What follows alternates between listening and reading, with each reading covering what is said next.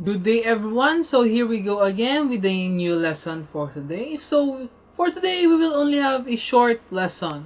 So we will be having simple past and past perfect tense. So you might be asking, sir, why only those two tenses? So the reason is because they are connected to our previous lesson about passive and active voice, and our upcoming lesson after this, which is all about directed and or direct and reported speech. So simple past tense. So when we say simple past tense, it indicates an action or condition that already happened or existed at some definite time in the past.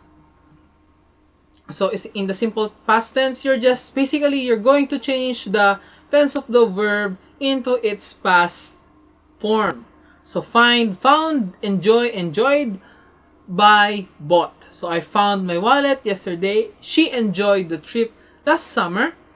They bought notebooks last weekend. Next, moving on to past perfect tense.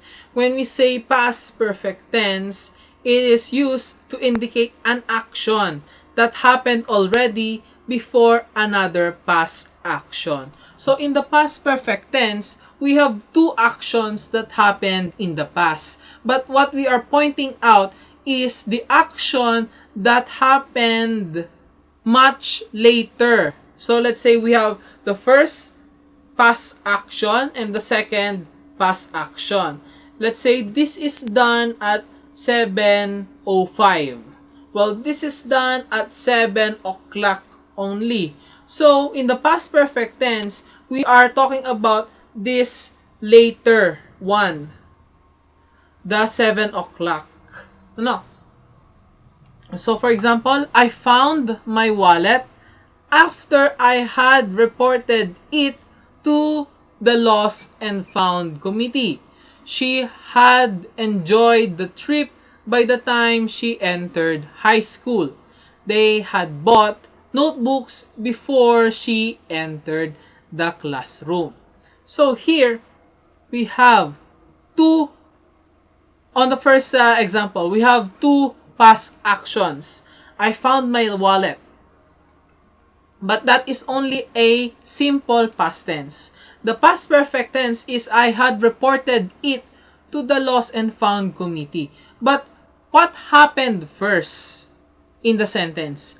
I found my wallet after I had reported it to the Lost and Found Committee. So meaning to say, the person or I only found the wallet after I had reported. So again, 7:05, 7 o'clock. When we say the past perfect tense, in the sentence, we have the two past actions.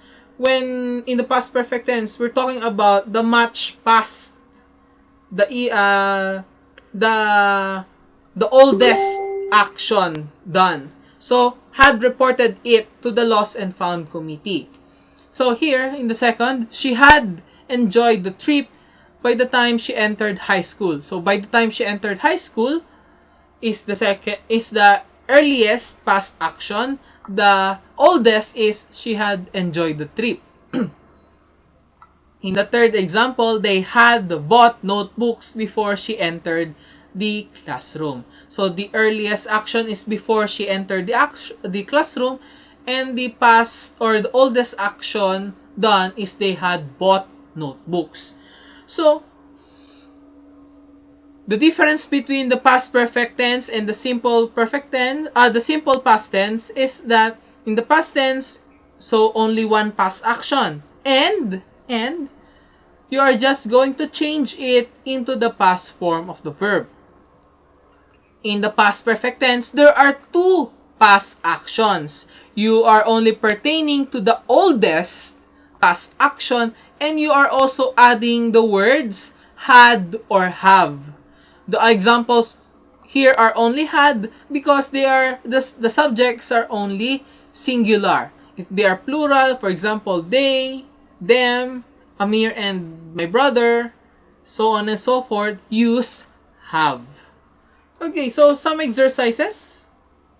Yeah, so in conclusion, in summary, this in simple past tense describes one event that occurred in the past. In the past perfect, when there are two events that happen in the past perfect is used to describe the earlier event, the older event. Ano? So exercises.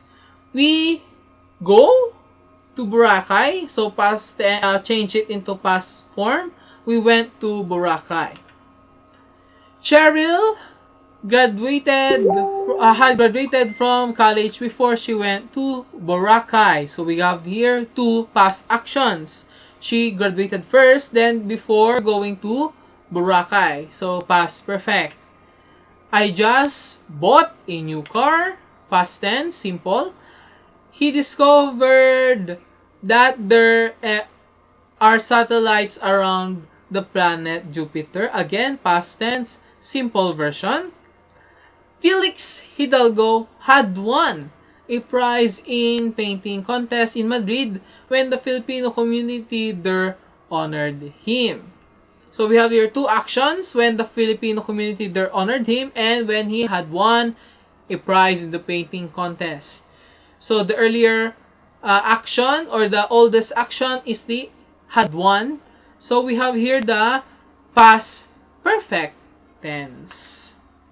Okay, Peter had gotten into shape before he entered the race. So before he entered the race, he had gotten into shape. Again, two actions had. So we have past perfect tense.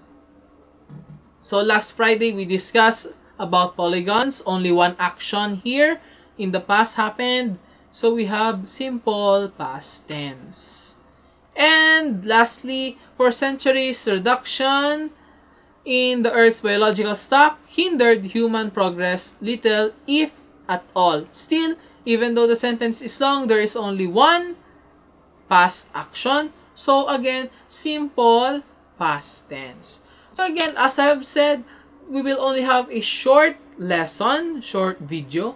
So I hope you understand the difference between the simple past tense and the past perfect tense. But if you have any questions, feel free to ask them to me. So I hope you understand, and goodbye.